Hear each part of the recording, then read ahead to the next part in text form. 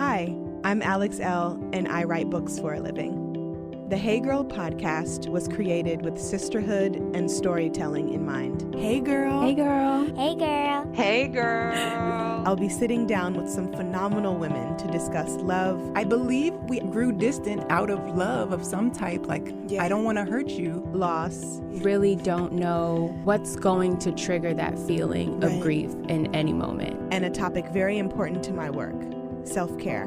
Freedom is self-care. It's not about pedicures. It's not about clothing. It's not about trips. Join us as we journey through sharing together.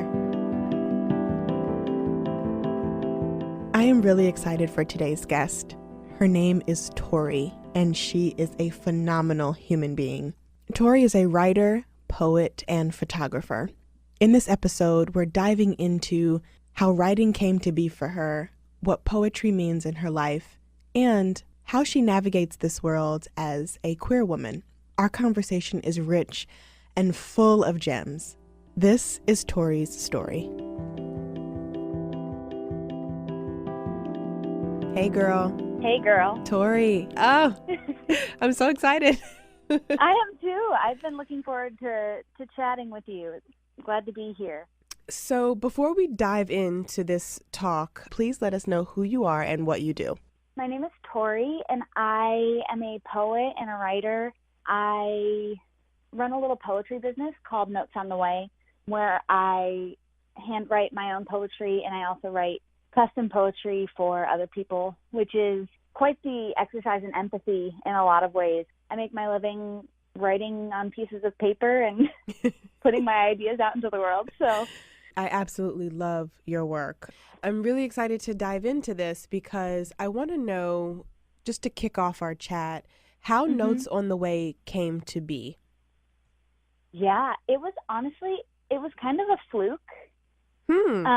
I just, for a while, so I've been kind of unpacking a lot of this recently, but I grew up in the evangelical church, a queer woman, me. But I was disconnected. I think it was kind of a fight or flight thing. I disconnected from my body for, I think, the majority of my adolescence and young adulthood. So I feel like I knew when I had stuff inside of me that I knew I was feeling and needed to process, I didn't really know what to do with that. It didn't feel real to me until I was able to put it on paper. So when I started experiencing grief and difficulty and struggling with my place in the world, I found a lot of solace in not just writing, but putting it down on a physical sheet of paper where I could actually see it. Right. And so I started writing poetry because it was just a way that I could express myself.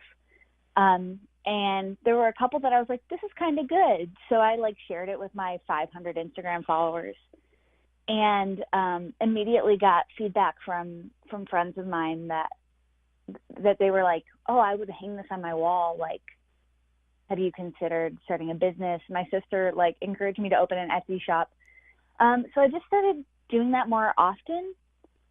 And then it just kind of snowballed from there. I had some really generous people with platforms who took it upon themselves to share my work, unsolicited. Right. And then it just kind of a following built, and I just kept writing, and the whole thing just kind of, honestly, it was a massive gift. Yeah. I think that's wonderful because that is how the most genuine, meaningful things are built.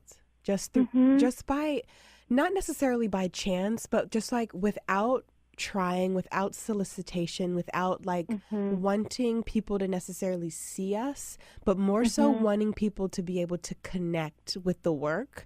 And that is what's so beautiful about the gift of writing and being able to express words that are caught in the pit of our throat, but then we're the minute I get some pen and paper, I can put it down and it'll make sense. So yeah, there were so many times that I was like, I don't really know what I'm feeling until I see it in front of me. Yeah, that is it. I Mm-hmm. want to circle back a little bit and talk about Sure. your upbringing in the evangelical church. When you discovered that it wasn't, I don't know, are you still a part of the church? I am not. Okay. No. So, my dad's a pastor. okay. I have this sense of like, I don't necessarily consider myself a Christian, and yet I always think, I think in a way I always will be. Right. So it's been a weird process over the last few years. When did you step away from the church? When I was 26. It's been about 2.5 years. Oh, wow. So it's fresh. Mm-hmm. It is Yeah, fresh. it is. It was after 26 years of being in it. Being out for 2.5 years it feels like it's been forever, and also it doesn't feel like it's been long at all. So how does that duality play a role in who you are, and how has it shaped you into the person that you're standing as today? Yeah, it's interesting. I was just talking to a friend about this last night, actually, about how I never quite, all through growing up, I feel like I was always accidentally creating a stir in evangelical circles. And I didn't even come out to myself until after I had left the church. I didn't really find the freedom to even have conversations with my own self about my sexuality until I had left. So that was a non-issue for me for the most part through my adolescence and early adulthood in the church. But the issue for me was, I think it's interesting because I always felt like it's like just by default where I belong. The church is where I belong. Yeah. But like constantly being told that I needed to comply more, do more, fix myself to actually belong. So it was this weird kind of like tug of war. Like I thought that the church was my home just because it was all that I ever had and all I ever knew. And I thought that I was running parallel to it, but then I was like 17 years old getting kicked out of a church because I was upset with how the youth pastors were handling some of my friends' mental health issues. And I felt like I was accidentally creating a ruckus anywhere that I went. And it's like with a little hindsight, I'm like, oh, I just have been trying for so long to fit myself into the parameters of this institution that really wasn't built for me. That doesn't really have room for people who are like me, who are not super down to comply when something feels like it's not right. So yeah, it was like more than anything for me, my departure from church was not, I can deal with people's dissonant theology. Like I don't have to agree with everyone all the time. Right. That disagreement doesn't intimidate me. And like, obviously I think bad theology is harmful, but that was not in itself the reason I left the church. The reason I left the church was the power structures. Yeah. That just felt so suffocating for so long and without any accountability. So that was really the core reason for my leaving, was just feeling like I can't operate under these structures. So upon leaving, how were you able to unfold into your work, into your poetry, and exploring the different things that come along with just stepping over a threshold into another, and almost like switching realms, if you will? Like that may sound kind of dramatic, but that's kind of how I'm envisioning it. I know, like, through my healing and through my transitions, I always feel like I'm kind of going from realm to realm and like exploring all these different places and this different way of belonging in the world and how I show up in the world and how I show up in my work. So I wanted to know, with you as a fellow writer, how has your work and your words been able to assist you in that stepping through, stepping over, and then unfolding ultimately? Yeah. honestly, it has been like a tag team effort between the act of writing and creating and the work of people like Brene Brown, that really have like helped me not only to create, but to create things that kind of scare me to say. Yeah. But it has been in the creating things that scare me to say that I've found a lot of freedom and healing. And it's weird, like the fear that I carried with me for the things that I felt like I wasn't allowed to say when I was still operating under the umbrella of evangelicalism, that I have found when I take the time to actually put it into words and say it out loud and let myself feel the discomfort, like the things that I write when I'm like, I feel uncomfortable sharing this. I'm like, okay, then it's probably, I'm probably pretty close to the mark. Yeah. And yeah, I think that it has just been writing has been such a solace for me in connecting to my body and connecting to the world around me. And it's weird, even looking back a couple years, my work was a lot more cerebral and like almost like metaphysical. Like it was a little more imaginary. And looking at it now, where like I am so connected to things that feel sensory and urgent and here. And like both have been really valuable and meaningful for me, but it's interesting, like doing the compare contrast with like the work that I put out into the world now versus 2 years ago when I was still closeted and highly anxious and unsure of what to do with my existence as like a human body. Yeah.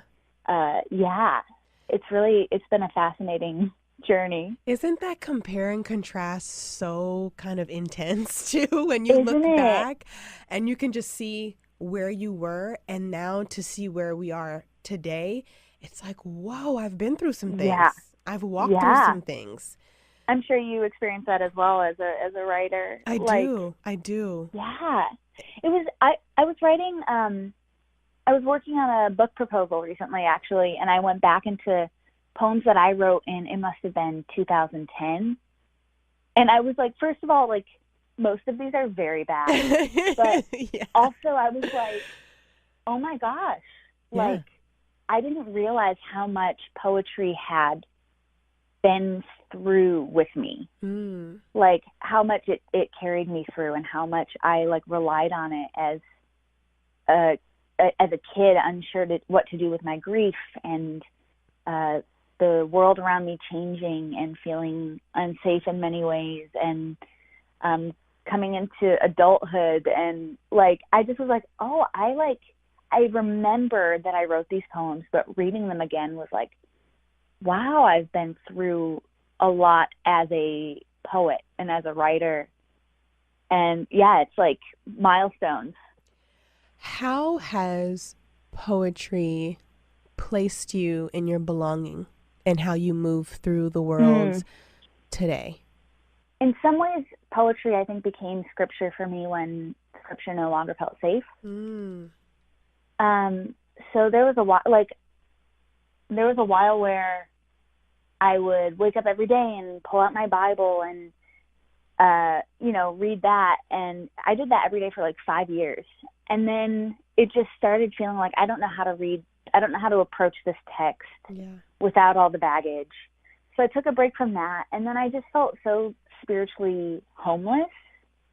And it was like waking up every day and reading Mary Oliver that started to kind of put me back into it, like reconnected me to my spirituality in a whole new way. And just kind of experience, like, I feel like Mary's poetry in particular, but poetry as a whole has been the thing that has helped me integrate the part of myself that was all cerebral, all imagination, all like thinking ahead, not just in my own life, but into eternity, and what is that going to look like? And, the whole Christian mythology, and I don't mean mythology in a derogatory way. I just mean it as, the stories. Yeah. But integrating that with my experience, which is something that I overlooked for a really long time. My experience as a body, as a woman, as a queer woman, and as someone who can like go outside and notice I'm outside. I feel like I missed out on a lot of those things in a lot of ways, because I was always looking outside of my own experience for meaning. So I think the gift of poetry for me has been helping those two parts of myself meet and marry in a way that makes me feel more whole and integrated and settled into myself, if that makes sense.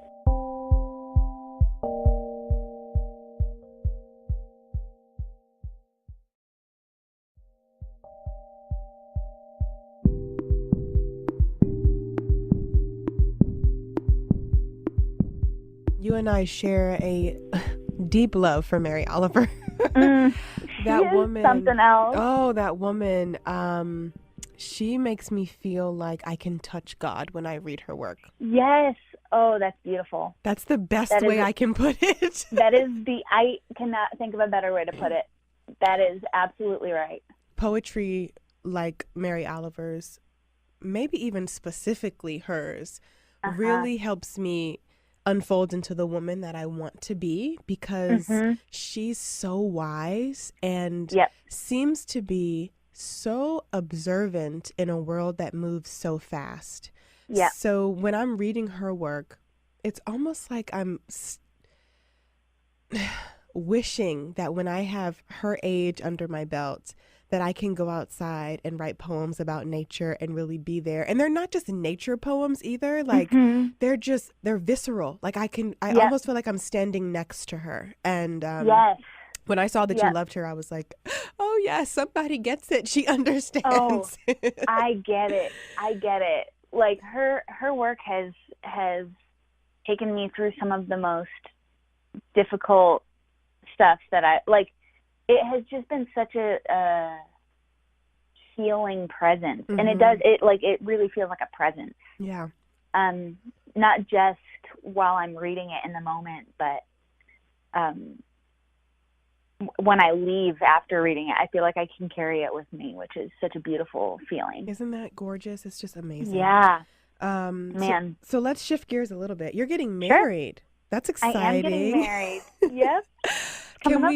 Can we just talk about what it feels like to know that you're going to be able to journey with someone for the rest of your life? Oh, man. How is that for you? How are you feeling? Honestly, I'm feeling great. I'm so excited. Her name's also Alex, and she's the best. We were best friends for almost 3 years before we were ever an item. Wow. And had been through a lot together already. And so it was one of those kind of clumsy yet seamless experiences of like, how do we move into this new thing between us when we've had this thing for so long already? What does that look like? But like also having it be oddly simple and like, of course. I don't know. In that way, I feel like in some ways we've already been doing it. Right. But obviously, like, I've never been married before. I have no idea, like, I'm probably going to listen to this a few years from now and be like, what was I talking about? But I feel great. It's weird. Like in some ways I don't think of it, I haven't thought of it as like, oh, I'm like doing something with someone for the rest of my life. I'm just thinking like, of course, this is what we want. We're committed to each other. Exactly. This is what we do. It's more about like today than about 40 years from now. Yeah. And in another sense, I honestly never thought about, cared about, entertained the idea that like everyone dies Oh, girl. until I Yeah. was in love. Yes. Oh my gosh. And then all of a sudden I was like, oh no. Yep. Yep. Like Yep. everyone dies. It's not if I die. It's like when. Yeah. And that was a revelation all its own for me. And I think have that those every day, by the way, as a married Yeah. person and a married person with children. I feel you on that, and it's really hard to swallow. It is. But kind of like you said, it's not necessarily the spending of forever, but more so the spending of the now. And like with my husband, I feel the same way you feel about Alex. Like, duh, like of course we're doing this. Yeah. What else is there? Yeah, what else is that? Like, we have no other choice because the love and the friendship, Yep, is so important. And I guess that's what I meant about asking, how that feels, like the possibility of forever with someone. Like, that is such a choice. That is such a radical choice. And when it's rooted in love and friendship and trust and respect, it makes the journey so much more beautiful. So I'm so excited for you guys to join the Married Club. It's pretty fun. I'm super excited. It's coming up fast. I was like, oh, we've got so much time. And then I started having stress nightmares because I was like, we have to plan a wedding. And I didn't realize how fast time was going to go. Oh, time has wings. It's I know. It's so it's wild. Yeah, it's wild. It is a wild journey, but I am, just so happy. Like, whenever people say they're getting married and they do it, it just makes me feel good, because I just remember how it made me feel when you find that person that's your person, and it's just like, yes, let's do this. How long have you been married now? Only 2.5 years. Okay. Yeah, so we're newlyweds still. Thank you. So fun. Thank you. It's, you know what? Marriage is fun, but what I will say is that even when it's not fun, it's worth it.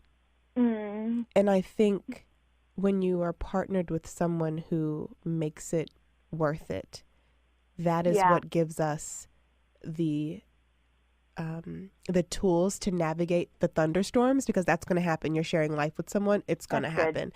So it's just like, navigating, trusting, and staying friends. That's so important. So yay for you and Alex. I'm so thrilled. Yeah, thank you so much. So as we wrap up here, I want to talk about photography as poetry. Sure. And self-care as you navigate stepping into being a life partner, being a wife, and what that's going to mean for, making intentional time for just you. Yeah, that's a great question. So the photography thing, I am very much an amateur. Like, I picked it up as a hobby because I enjoy it. I love, like, the feeling of seeing something I think is beautiful and doing my best to figure out how to, like, translate that to an image. Yeah. Whether with words or with photography, like, it's kind of the same thing in many ways. There's a lot of overlap. But the thing that I have so loved about practicing the art of photography is that I shoot film. So there's something about being, like, attuned to the moment. You just get one chance. And if you see a moment that you love and you don't react, you miss it. Or you get, like, the weird kind of, like, half blinking after moment. That's like, and I've gotten a few too many of those.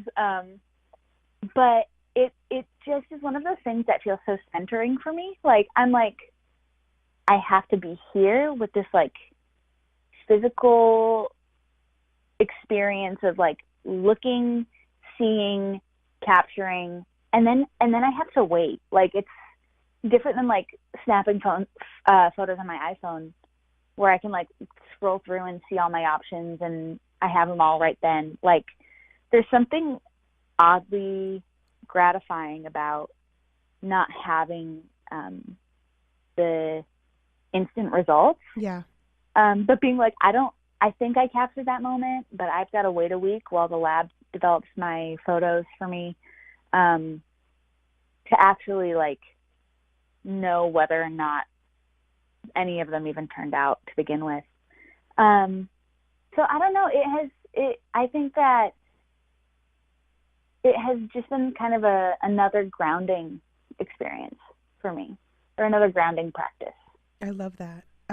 Yeah, it's meditative in a way. Yes, absolutely. And as far as self-care goes, how has all of this that we've talked about, how is all of these different mediums of belonging and being and intertwining translated into self-care for you? Yeah.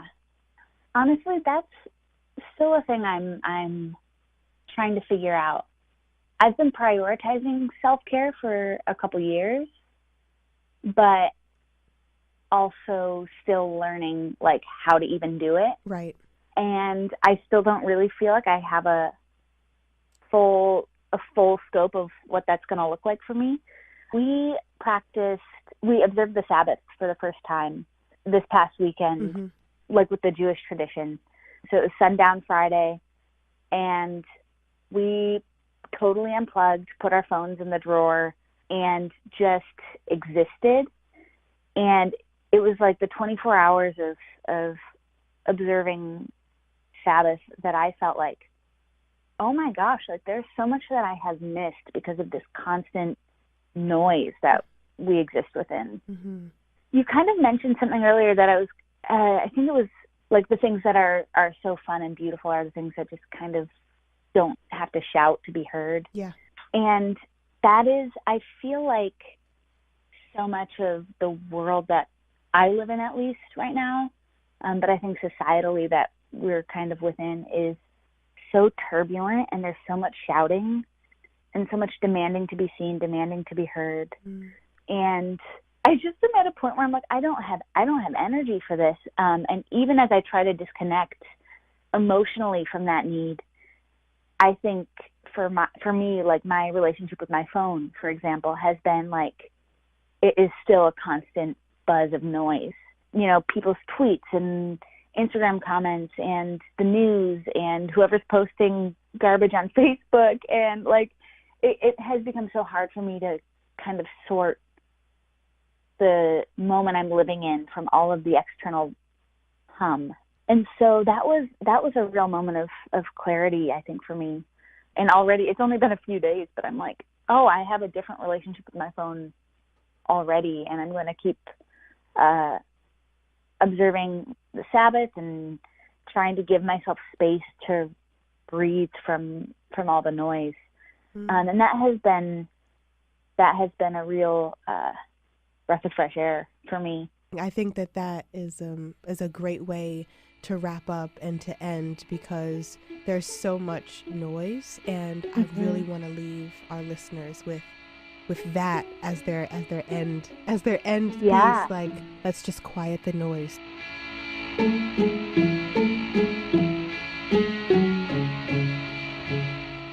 Thank you so much for listening to Hey Girl. If you love the podcast, please rate, comment, and subscribe. It means the world to me, and it helps other people find the show. Without you, the listeners, there would be no podcast. See you next week. The Hey Girl podcast is a member of the District Productive, produced by Paul Woody Woodhall and me, Alex Elle. Music by DC's own Kokai.